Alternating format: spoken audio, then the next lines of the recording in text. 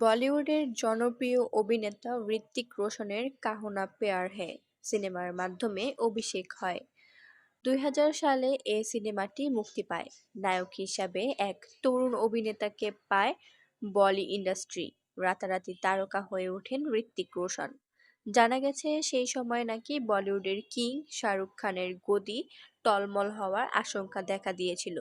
অন্তত ভক্ত অনুরাগী মহলে তেমনই খবর ছড়িয়ে পড়ে। রটে যায় হৃতিক রোশনের খ্যাতির কারণে বলিউড বাদশা শাহরুখ খান নাকি হিংসে হয়েছে। আর তাতেই গণমাধ্যমে দাবি করা হয় তাদের সম্পর্ক নাকি তিক্ত হয়েছে। সেই সময়ে হঠাৎই একদিন এক রেস্তোরাঁয় মুখোমুখি হন শাহরুখ খান ও হৃতিক রোশন।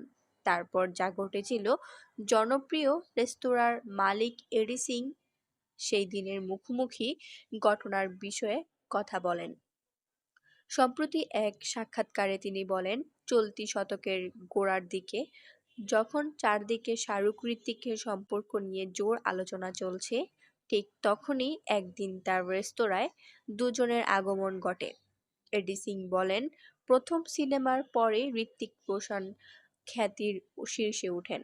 বলিপাড়ায় গুঞ্জন ছড়িয়ে পড়ে, এতদিনের কিং শাহরুখের প্রতিদ্বন্দ্বী হিসেবে হাজির নতুন কিং। তাদের নাকি এমনই খারাপ সম্পর্ক যে সামনাসামনি দেখা হলে হাতাহাতি পর্যন্ত হয়ে যেতে পারে, এমন কথাই রটত। ঠিক সেই সময়ে একদিন আমার রেস্তোরাঁয় শাহরুখ খাচ্ছিলেন। এমন সময় দরজা ঠেলে ঢোকেন হৃতিক রোশন। চারদিকে এক অদ্ভুত নিস্তব্ধতা, সবাই আতঙ্কে এবার না কোনো অঘটন ঘটে। সত্যিই কি তেমন কিছু হয়েছিল? এমন প্রশ্নের উত্তরে রেস্তোরাঁ মালিক বলেন, এরপর একটি মিষ্টি মুহূর্ত তৈরি হয়। গোটা রেস্তোরাঁ যখন নিস্তব্ধ, ঠিক তখনই নাকি হৃতিক রোশনকে ঢুকতে দেখে শাহরুখ খান উঠে গিয়ে জড়িয়ে ধরেন তাকে। এরপর খানিক সৌজন্য বিনিময় হয় তাদের। হৃতিকের সাফল্যের জন্য তাকে শুভেচ্ছা জানান ইন্ডাস্ট্রির বাদশা। হাসি মুখে আলাপ সারেন হৃতিক রোশনও। সেদিন সবাই জানতে পারেন তাদের মধ্যে বিরোধ কেবল রটনা।